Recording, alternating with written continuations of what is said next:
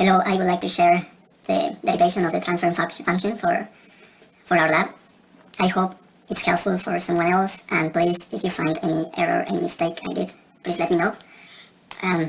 Okay, we start from the generic formula or equation for the transfer function, and what we want at the end is that instead of having k, omega, zeta, we have r's and c's instead from our resistors and capacitors. The only letters that will remain at the end as letters will be the s squared and the s. So from our circuit, we are going to analyze the nodes. We are going to analyze the currents that are entering and exiting the node. And I put here the premises are that the currents entering the node will be equal to the, or must be equal to the currents exiting the node. I put in yellow the resistors. We see that they all have the same value, so I put R1 equals R2 equals R3, so let's just name them R to make things more simple. And the capacitors also in light blue, they have the same value, so we are going to name them just as C. The only one that will be different is R4, so it will stay as R4. Okay, so analyzing the currents at node B, at node VB, we have the current entering the node, and then it has to pass, or two branches, marked here on red. So I named the currents I in, I1, and I2 for this node. How do we calculate the current I in? Well, it will be the voltage across R2 over the value of the resistor. So the voltage across R2 is the voltage in minus the voltage B over R. The current I1 will be the voltage across the capacitor divided by its impedance. So we will have voltage B minus voltage out over 1 over CS, which is the impedance of the capacitor. And I2 will be the voltage across R1 over the resistor value. So it will voltage B minus voltage A over R. Okay, now we know that the currents entering the node will be equal to the currents exiting the node. So we have I in entering, so I in comes from here to here.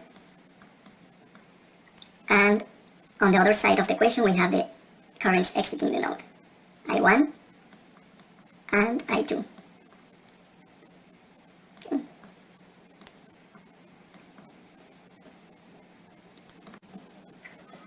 Okay, now that we have our equation, our first equation, let's think on the objective that we want to achieve.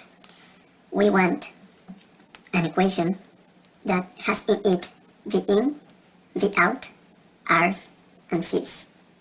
But we don't want VB's or VA's. So the first step will be to solve for V in. So doing the algebra, we get this equation in which we have V in. Okay, moving on to the next node, we are going to analyze the node A. Okay, in node A, we have that the current coming in, we could think that it has to pass, but we know that the op-amps in their non-inverting and inverting pins, there's no current flowing into or from them, so there will be only one path. The same current I2 that came out from this node will be the same current that goes into node A. So we have that the current I2 will be the same current as I4 because there was no other paths to go, so it would be the same current. From the previous step we know what's I2. I2 equals VB minus VA over R, which I have here, and I4 is VA minus 0 volts because there's ground, over the impedance of the capacitor, which is 1 over CS, which results in VA times CS, which I have here. Okay, now for this one, we will solve for VB. And as I said, our objective is to eliminate VAs and VBs. So these are the steps that are going to help us to do so. Okay, now let's go to analyze node B. Okay, for node B. For node. Okay, so here we said we are going to solve for VB. So at the end, we have this expression here. VB equals that. Okay, now let's move on to analyze node at V minus.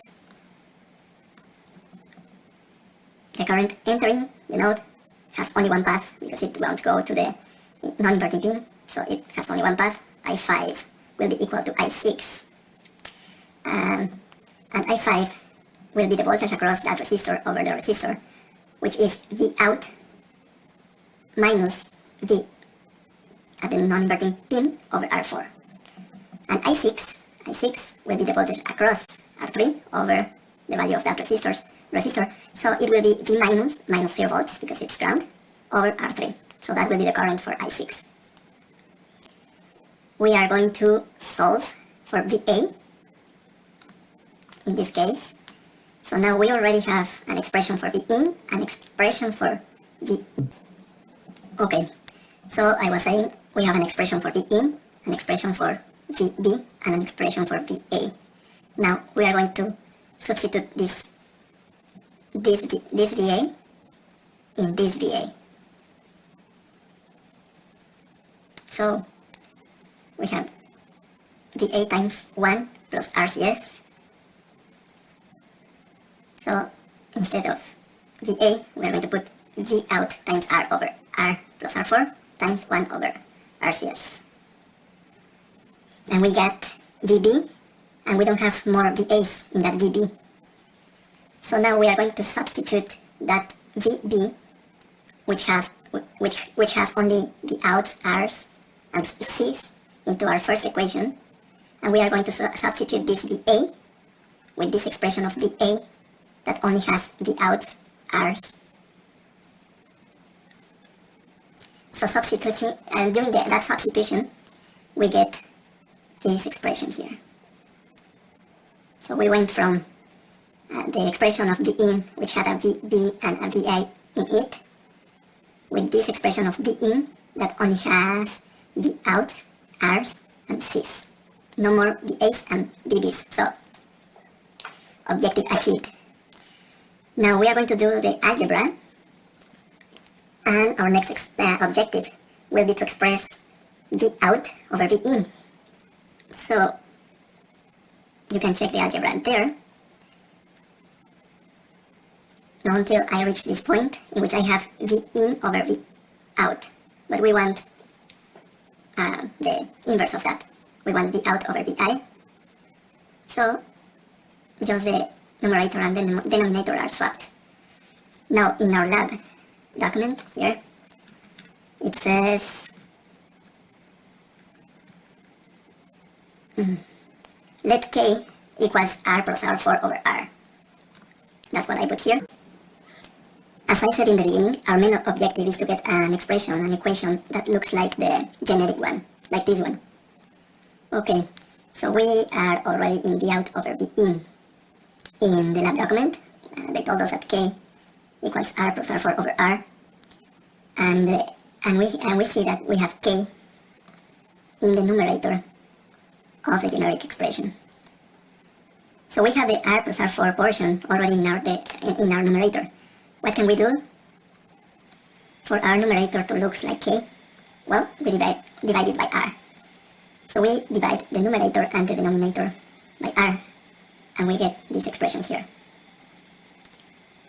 The next step, well, before going to the next step, please note that this term here, I expanded on the side here, getting that expression there, and it's what appears here. Alright? So the next thing we want to do, we see that we have, in our generic equation, we have an S that it's alone. But in ours, it has company. it has r squared c squared. What can we do to remove that r squared c squared? Well, we divide the numerator and the denominator by r squared c squared. That's what I'm doing here. And please note that 1 over r squared c squared is the same as 1 over rc all squared or 1 over rc squared. We are going to use that later. Just keep that in mind. Okay, we do the multiplication, go through the algebra steps, blah blah blah, until we get to this expression.